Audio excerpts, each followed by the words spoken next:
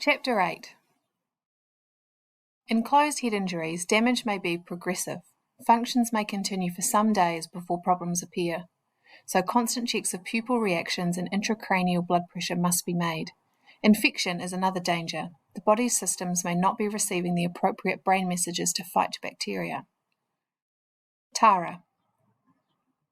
I drifted slowly upwards. I was so tired, and there was so far to go. My throat felt sore. Ryan. Mum said something to Mr. Gower. I don't know what. You could tell how scared she was. John came through from the living room. He and the girl's father looked at each other. You work at Blaine's Auto Electrical, Mr. Gower said. Yeah, and you're the rep for Trident Electronics, replied John. Things were a bit easier after that. Mum asked him to come in. Tara's father hesitated. I can't stay. Sally, Tara's mum, has just come home. The doctor's given her some sleeping pills. But he came through and sat down. Will you have a cup of tea? Mum asked. Please, she added as he hesitated again. I'm sure you haven't been eating properly. She gave him tea and biscuits. Victim support have been to see us, he said, and my stomach lurched at the word victim. I told them what you'd asked. He nodded to Mum. So anyway, here I am. I'm so sorry. We're all... Mum stopped as she choked up. Silence for a while. John said something about work. I didn't know what to say about anything. After a bit, Mum spoke again. We've got no right to intrude. We know that, but we're thinking of you all the time. He, Mr. Gower, gazed down at his tea. Then John said, Ryan's a good kid, Richard. It took me a moment to realise who Richard was. We're not making any excuses for him, but he's a good kid. I just gaped. I'd never heard John talk like that before. Tara's father lifted his head. His voice was flat and angry. Maybe he is, but the best kid I know in the world is lying there in hospital. She's the only one who matters right now. He turned to me, and suddenly he looked shattered again. We've all driven like that sometime, but you never will again, will you? I managed to nod. You think you've kept them safe. The guy seemed to be talking to himself. You teach them to swim and to buckle up. You tell them about stranger danger, and you make sure they have their injections. Then all of us were silent once more. When he left a few minutes later, Mum asked, Please let us know if anything happens. He muttered something. We walked down the path without saying goodbye and drove away. When a patient breathes with ventilator assistance, there is a danger of fluid collecting in the lungs. This may lead to pneumonia and/or other complications. To prevent this, physiotherapy involving the patient's chest and abdomen was continued. Tara. Someone was shaking me, really softly along my side like they didn't want anyone else to know. It wasn't time to get up or something, was it? My throat hurt. Ryan. I slept about the same on Sunday night. I had breakfast. Mum hugged me like I was a 5-year-old starting year 1, and I headed for school. Ash was coming along the street as I turned the corner. It's miles off his usual way to school. No sign of Vince. Neither of us mentioned him. She's just the same, Ash told me before I could ask. Mel, she's the one I know, and Brittany went again last night. I didn't know who Brittany was, and I didn't care. Kids at school had heard, but nobody really said anything. I saw a couple of girls watching me and whispering. A few of my mates asked, You okay? Vince spent lunchtime hanging around with Ash and me, yakking about his CD collection and stuff. Half my mind listened to him. Half couldn't believe what I was hearing. He still wouldn't look at me in the face. I poured myself into my schoolwork. It helped keep my mind busy. Plus, it was like showing I could do things, not just mess them up.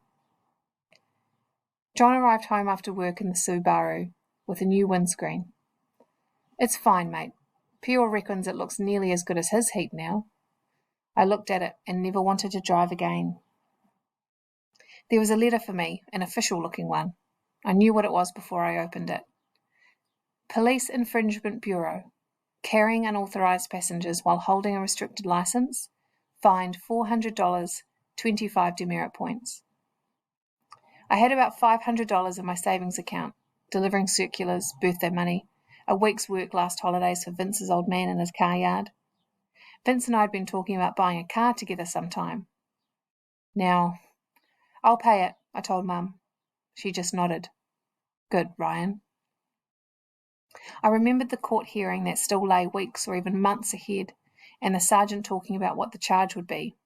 The words rose in my mind again. Why me? Why me? After her arrhythmia crisis the previous day, close monitoring of the patient's heart condition continued. There were no signs of associated problems. Decisions had to be made on how much to move the patient in bed. Too much might cause pressure spiking in the brain.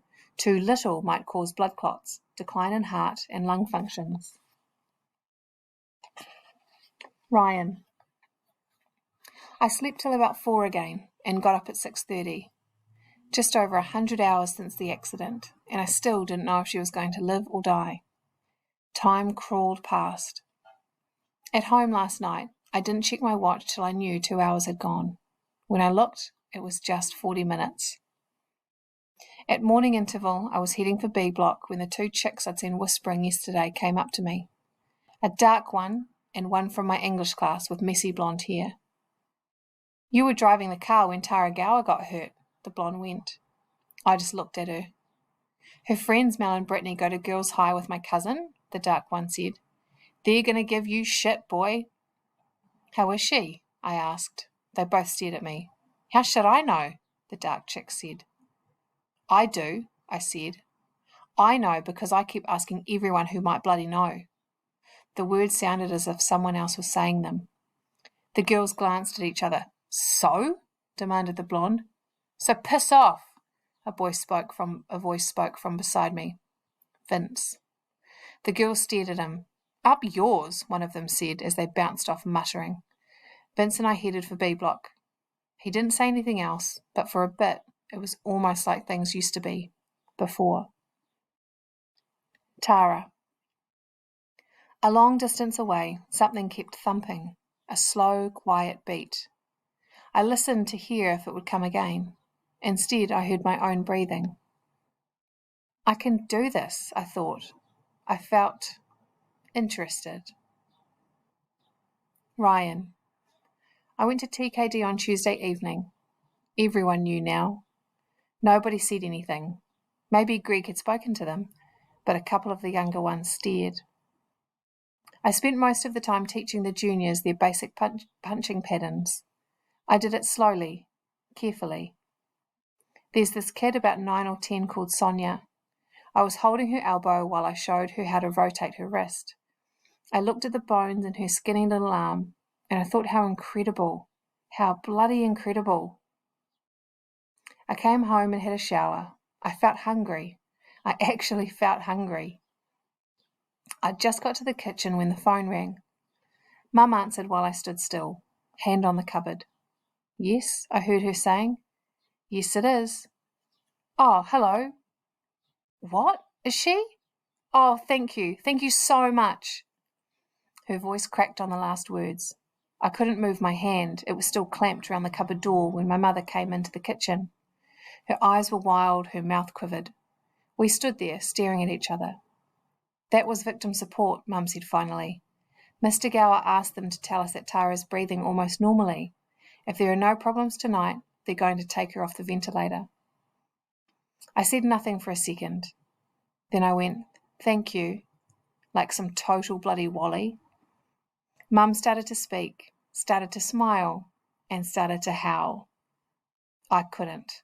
Instead, I stood there like my whole body had been turned to concrete.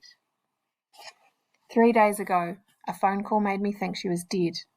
Tonight, a call made me believe she might recover. I had no idea how much or what she'd be like in mind and body, but suddenly I knew I'd do anything I could to help. Anything. And I had to start by meeting her mother.